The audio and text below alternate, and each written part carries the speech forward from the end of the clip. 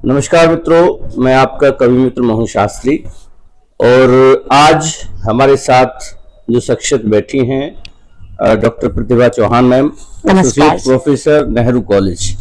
आपका बहुत बहुत स्वागत है हमारे यूट्यूब चैनल कवि मोहन शास्त्री और विचार मंथन पेज पर। मैम आज का मैं अपने मित्रों को बताना चाहूंगा कि हम आज एक विशेष विषय पर चर्चा करने के लिए बैठे हैं। जैसा कि डॉक्टर साहिबा अध्यापन क्षेत्र में हैं और मैं स्वयं भी अध्यापन क्षेत्र में काफी लंबा अनुभव लिए हुए हूँ। आज का जो हमारा ये पॉडकास्ट है, वर्तमान समय में शिक्षक और छात्र दोनों की चुनौतियां। मैम आपका स्वागत है। पहले तो बहुत बहुत शुभकामनाएं सर, आपके YouTube चैनल को, आपको और हमारे देश की शिक्षा को, शिक्षा के भविष्य को। मैम सबसे पहले मैं जानना चाहूंगा डॉक्टर प्रतिभा कि आप अपने बारे में बताएं कि आप कहाँ से बिलोंग करते हैं और किस तरह से शिक्षण क्षेत्र की तरफ जुड़े। अगर मैं अपनी बात करूं तो शास्त्री जी, मैं पलवल जिले के अमरपुर गांव से संबंधित हूँ जी, और पलवल के ग्राम छज्जू नगर में मेरा विवाह हुआ जी जी। तो आप कहिए कि मैं भी शिक्षा के क्षेत्र में परिस्थितिवश, अच्छा हाँ, मतलब मुझे था कि डॉक्टर बनना है।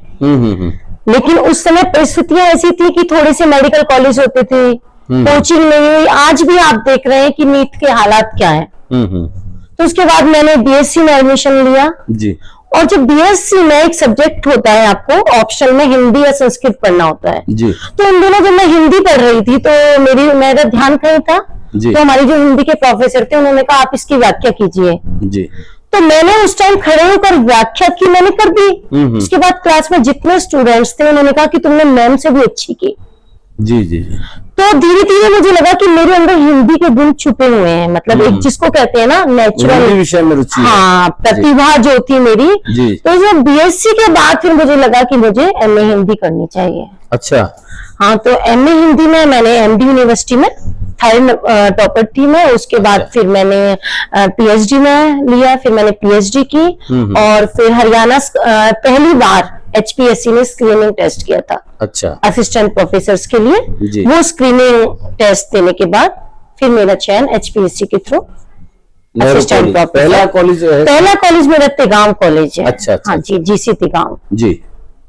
तो मैम ये आपका बारे में हमने जाना कि किस तरह से आप एक ग्रामीण पृष्ठभूमि से निकलकर और एक अच्छी यहाँ असिस्टेंट प्रोफेसर की जो अब मैं एसोसिएट प्रोफेसर की पोस्ट पर पहुंचे हैं, तो मैं समझूंगा कि ये भी एक बेटी का संघर्ष है कि वो पढ़ कर के आगे बढ़ी। तो मैं आपसे ये पूछना चाहूंगा कि आप वर्तमान समय में शिक्षक की चुनौती और छात्र की चुनौती, दो अलग विषय हैं मैम जी। शिक्षक की आज के समय में क्या क्या चुनौतियां आप देखती हैं? देखिए शास्त्री जी, जैसा कि मैंने आपको सबसे पहले अपने बारे में कहा कि आज शिक्षक की चुनौतियां बेशुमार हैं, लेकिन जो सबसे प्रथम चुनौती है वो यही है कि शिक्षक बनना। आज के समय में हमारे जो समाज का, हमारी जो शिक्षा का ताना बाना है, जो ढांचा है, उसमें शिक्षक को जो वैदिक युग में सम्मान दिया जाता था, जो शिक्षक के पास शैक्षणिक शक्तियां होती थी, आज वो शक्तियां शिक्षक के पास नहीं है। तो ऐसी परिस्थितियों में जहां आर्थिक उन शक्तियों से आप क्या कहना चाहते, मतलब कौन सी शक्तियों की बात? देखिए, पहले क्या होता कि एक शिक्षक के पास पूरा भविष्य होता था। वो अपने विद्यार्थी का कान भी पकड़ सकता था, वो अपने विद्यार्थी को सामने खड़ा भी कर सकता था। विद्यार्थी की मानसिक स्थिति के अनुसार शिक्षक को निर्णय लेना होता था कि मैं इसकी किस तरह की भाव भंगिमा है, उसके अनुसार मैं इसको शिक्षा दूंगा और मुझे इसको आगे ले जाना है। लेकिन आज हमारी सामाजिक शैक्षणिक परिस्थितियां ऐसी हैं कि शिक्षक कुछ भी नहीं कर सकता है। शिक्षक इतना डरा हुआ है कि वो चुपचाप कक्षा में जाना और अपने लेक्चर को देना, अपने व्याख्यान को देकर वो सोचता है कि मैं वापस आ जाऊं। परिस्थितियां इस तरह हैं। अब आप देखिए कि सबसे पहले तो शिक्षक बनना ही बहुत मुश्किल है। आप बीएससी करते हैं, बीए करते हैं, उसके बाद आप सोचते हैं कि चलो एक्साइज में नहीं हुआ, ये नौकरी बहुत मुश्किल है, इसमें बहुत अप्रोच है, मैं यहाँ भी नहीं हो रहा है मेरा, तो चलो बीएड कर लेते हैं। बीएड करने के बाद आप सोचते हैं चलो बीएड हो गई तो आप एचटेट, सीटेट ये करते हैं। उसके बाद जैसे तैसे आप कहीं आते हैं तो आप कैसे आए कि परिस्थिति बस जी। और जब इस तरह शिक्षक आता है तो उसका अपने व्यवसाय के साथ एक जो समझौता करना होता है वो बहुत मुश्किल होता है। उन परिस्थितियों में शिक्षक समझौता कर लेता है तो उसको वो इंफ्रास्ट्रक्चर संस्थानों में नहीं मिलता कि जहां वो अपनी प्रतिभा का पूरा सदुपयोग करे, प्रतिभा का पूरा सदुपयोग करे। जी, आप ये देखिए कि चाहे आप स्कूल में चले जाइए, अगर आप सरकारी संस्थान में चले गए तो आपको पेपर वर्क से ही होश नहीं मिलेगा, चुनावी कार्य आपको करना है। और अगर आप प्राइवेट स्कूल में गए तो आप किन कामों में लगे हुए, आप मतलब पेरेंट्स मीटिंग की तैयारी कर रहे हैं, आप जो उनका वो रिपोर्ट कार्ड उसको सजाने में लगे हुए हैं।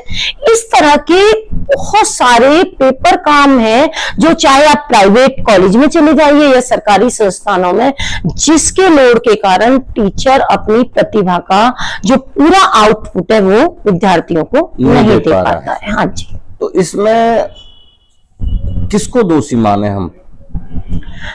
देखिए, सरकार आई, हम आजाद हुए, लेकिन हमारी जो शिक्षा का है वो लॉर्ड मैकाले की जो शिक्षा पद्धति थी, यानी कि अभी भी अब तक हम उसी ही पद्धति पर चले आ रहे थे कि आपको पढ़ना है।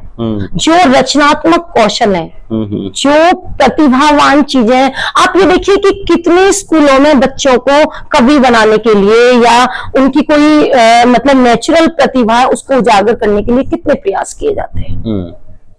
तो हम उसी पर चल, आज के समय में आपकी बात पे मैं थोड़ा रोकूं, आज के समय में तो अगर हम स्कूल लेवल की बात करते हैं तो स्कूल लेवल में पाठ्य सहगा में बहुत सारी क्रियाएं हो रही हैं, ऐसा नहीं हो रही हैं, लेकिन मैं समझता हूँ कि आज के समय में दूसरे तरह के डिस्ट्रिक्शन बाधाएं बहुत ज्यादा बढ़ती जा रही हैं। किस तरह की? जैसे मतलब अगर हम बात करें, जो आपने शुरुआत में कही बात कि भाई जो पेरेंट्स का या बच्चों का जो एक अटैचमेंट या गुरु होता है ना, वो नहीं है सर, वो समाप्त हो रहा है। वो समाप्त हो रहा है। तो इसके पीछे हम क्या कारण मान सकते हैं, मतलब और फिर उसको निवारण क्या हो सकता है आपके साथ? जैसे मैं यही कहना चाह रही थी कि जो हमारी शिक्षा पद्धति है उसमें कितने चैप्टर्स हमारे जीवन मूल्यों को लेकर पढ़ाए जा रहे हैं, कितना कुछ हम बच्चों के नैतिकता को बनाए रखने के लिए, अगर सामाजिक स्तर गिरेगा, जितना समाज का स्तर गिरेगा, जितना भ्रष्टाचार बढ़ेगा, तो नैतिक पतन हमारा जितना होगा तो बच्चा हमसे वही सीखेगा।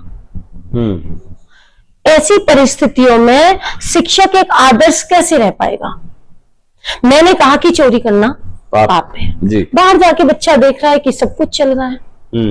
मैंने बच्चे को स्नातक बना के भेज दिया, उसको जीवन मूल्य मैंने बताए कि बच्चों ईमानदारी से आपको तैयारी करनी है, आपको इस स्तर पर आपको नौकरी मिलेगी, आगे बढ़ना है। लेकिन जब वो वास्तविकता से तो टीचर उसके सामने क्या हो गया, उसका कहेगा कि छूटा हो गया उसके सामने। तो वो जो आदर और मान सम्मान है, पहले क्या होता था कि समाज का ताना बाना ऐसा था कि उनके अनुसार चला जाता था। तो मतलब मेरी सरकार से भी ये गुजारिश है कि प्रथम कक्षा से ही हम बच्चों को नैतिक मूल्यों की शिक्षा दें और उसके साथ समाज को एक आह्वान चलाया जाए कि भाई कुछ स्तर तक हम अपने जो हमें मिले हुए हैं संस्कृति से जीवन मूल्य, हम उनको बनाए रखें। देखिए, जो समाज अपने सामाजिक मूल्यों का, अपने नैतिक मूल्यों का, चारित्रिक मूल्यों का वहन नहीं करेगा, वो आज नहीं तो कल उसका पतन निश्चित है। जी, तो ये तो मुझे लगता है आपने जैसे मेरे मन की बात कह दी हो, और ये कई बार बड़ा दुख भी होता है कि हम लोग अपने उस परिवेश में पढ़े लिखे हैं जब हम अपने गुरुजन की साइकिल पकड़कर भागते थे, या उनसे पिटाई खाने में ऐसा नहीं कि हम घर जाकर कहते थे और घर वाले कहीं लठ लेकर आ जाते थे या कोई ऐसी बात होती कोई इस तरह का नहीं, ऐसा कुछ नहीं था। और वर्तमान में हम कई बार देखते हैं तो बड़ी ऑकवर्ड सी सिचुएशन हो जाती है कि हम मतलब टीचर ही हैं कि हमारा ओहदा क्या है। कई बार ऐसा लगता है कि भाई इस प्रोफेशन में कहीं ना कहीं जो एक सम्मान टीचर का रहना चाहिए, अध्यापक का रहना चाहिए, वो कम हुआ। जैसे कहा ना सर, सबसे बड़ी जो समस्या है, टीचर अपने आत्मसम्मान की रक्षा नहीं करता। वो बड़ी।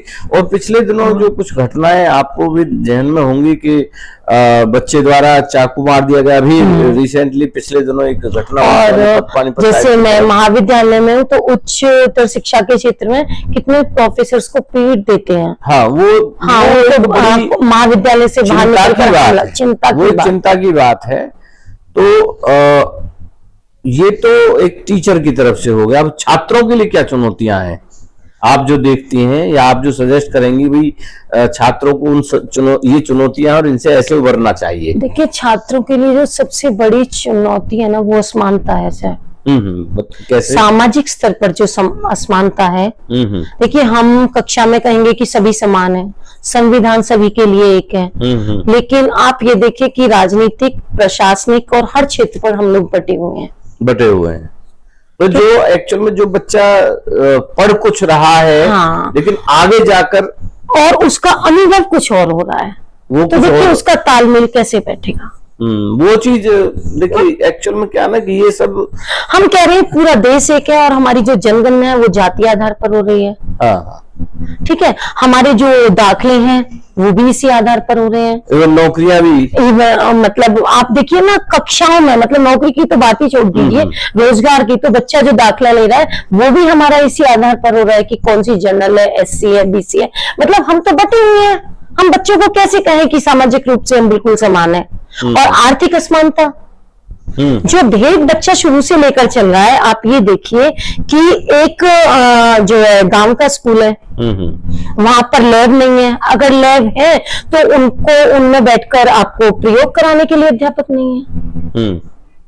ठीक है, और जहां पर अध्यापक है तो वो इधर उधर कामों में लगे पड़े हैं। हाँ, वो इधर उधर कामों में लगे रहे। ये एक बड़ा मुद्दा है। हाँ, तो वो हमारी जो सबसे बड़ी समस्या है वो ये है कि कार्य क्षेत्र में और जो हमारी नीतियां हैं उनमें एक बहुत बड़ा क्लैश नहीं है। हाँ, वो क्लैश समझो कि हम, हाँ, कागजों में कुछ है लेकिन वो, और जब हम उसको धरातल पर नहीं, हाँ, कार्य क्षेत्र में लाते हैं तो वो परिस्थितियां, वो चीजें है ही नहीं। और इसके अलावा चलो ये तो ऐसी बात हमने छेड़ दी है, शायद समाधान हम लोग शायद नहीं कर पाएंगे, हम लोग न समाधान भी नहीं दे पाएंगे बिल्कुल। लेकिन एक दूसरा आज के दिनों में एक कहें तो मीडिया का जो इतना बड़ा एक रोल मैं देखता हूँ, वो भी बच्चों को कहीं ना कहीं प्रभावित कर रहा है।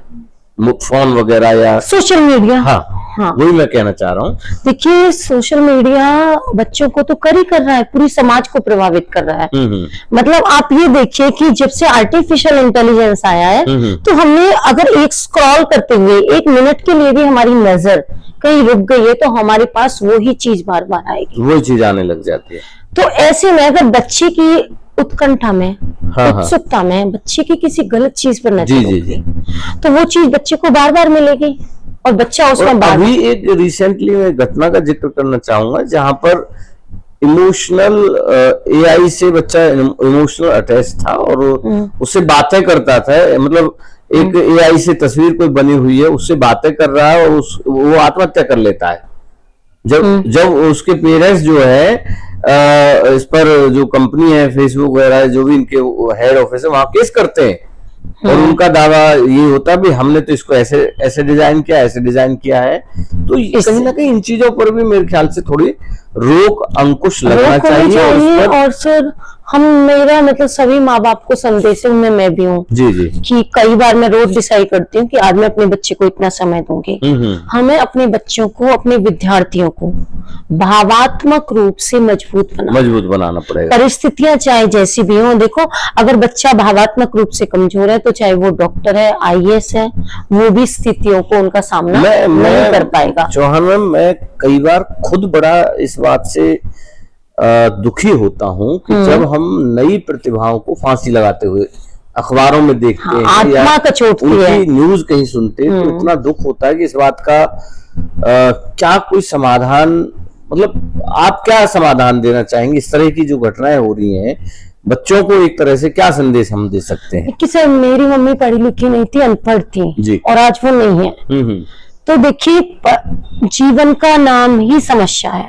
हम जीवन में हैं तो कभी बड़ी समस्या और कभी छोटी समस्या आएगी।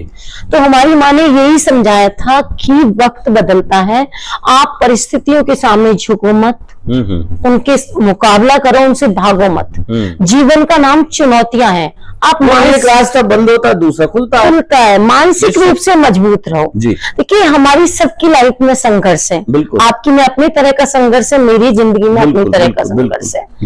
तो हमें अपने बच्चों को यही शिक्षा देनी है। मैं अपने विद्यार्थियों को भी यही कहती हूँ कि अगर एमए के बाद आपको लग रहा है कि यहाँ नौकरी नहीं मिल रही, तो आपको कहीं और मिलेगी। आप स्टार्टअप शुरू कीजिए, आप तीसरे फील्ड में जाइए, लेकिन ये जो ऊपर ईश्वर बैठा है उसने जिसको भेजा है उसके लिए अगर आप कर्म करोगे तो कुछ ना कुछ रास्ता अवश्य निकलेगा। प्रतिभा मैम, इसका एक जीता जागता उदाहरण कोरोना काल में हमने देखा है। ना जाने लाखों की संख्या में स्टार्टअप शुरू हुए हैं और नए नए बच्चे मिलेनियर बन गए हैं। नए नए बच्चे इतना बड़े बड़े बिजनेस उन्होंने सेटअप कर लिए हैं। तो और आज भी हम देखते हैं जाने कितने नए बच्चे तरह तरह के बिजनेस में आज भी लगे हुए हैं। तो मतलब आज अगर हम देखें तो यही संदेश हम इस पॉडकास्ट के माध्यम से छात्रों को विशेष रूप से दे सकते हैं कि रास्ते आपके बनाने से बनते हैं। अगर आप किसी एक रास्ते पर रुकावट आती है, जैसे पानी की तरह जीवन को रखो, तो अगर उसको सीधा जा रहा है, कोई रुकावट आई तो वो अपना रास्ता बदल लेता है। और सर शिक्षकों को भी हम यही कहना चाहेंगे कि जिन बच्चों को हम पढ़ा रहे हैं वो भी हमारे अपने बच्चों की तरह है।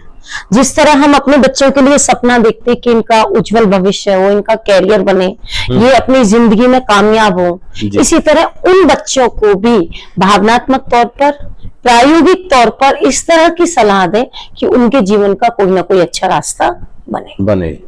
तो मित्रों, आज का यह पॉडकास्ट हमारे छात्रों और हमारे सम्मानित शिक्षकों के जीवन में आने वाली चुनौतियां, बहुत सारी चुनौतियों से हमने बातचीत की। हो सकता है कोई हमारे संवाद के बीच रह गई हो, तो मैं समझता हूं कि अगर हम इन चुनौतियों पर भावनात्मक रूप से और अपने मजबूती के साथ काबू पा सकें और अपने लिए सही तरह से रास्ते बना सकें, अपने विद्यार्थियों के लिए सही तरह से रास्ते बना सकें, उनको संबल दे सकें, तो कहीं ना कहीं हमारे जैसे जो लोग प्रयासरत हैं कि कुछ सार्थक हम कर सकें, तो वो प्रयास एक तरह से मैं समझता हूं कि बहुत लंबी उसकी उड़ान रहेगी और बहुत अच्छा प्रयास रहेगा। तो प्रतिभा मैम, आपने बहुत सहजता के साथ हमें समय दिया और एक संदेश जी, आपका एक संदेश और दे दीजिए कुछ। मैं संदेश यही देना चाहूंगी सभी शिक्षकों को कि हम ऐसे शिक्षक बने, हम वो शिक्षक बने, हम शाही बन जाएं और बच्चे हमारे कविता बन जाएं। हम शाही बन जाएं, बच्चे हमारे कविता बन जाएं। वो कविता खिलखिल उठे, उसका एक एक शब्द इस देश को, इस समाज को महकाए। हम ऐसे शिक्षक बने। बहुत अच्छी बात आपने कही। और मैं अपने समस्त गुरुजन वृंद, शिक्षक जनों को, सभी अध्यापकों को मेरी तरफ से, प्रतिभा मैम की तरफ से शिक्षक दिवस की हार्दिक शुभकामनाएं। और एक नए भारत के लिए हम पुनः जुट जाएंगे इसी संकल्प के साथ। बहुत बहुत धन्यवाद मैम। शुक्रिया सर, सभी को शुभकामनाएं। प्यारे बच्चों के उज्जवल भविष्य के लिए शुभकामनाएं। बहुत धन्यवाद।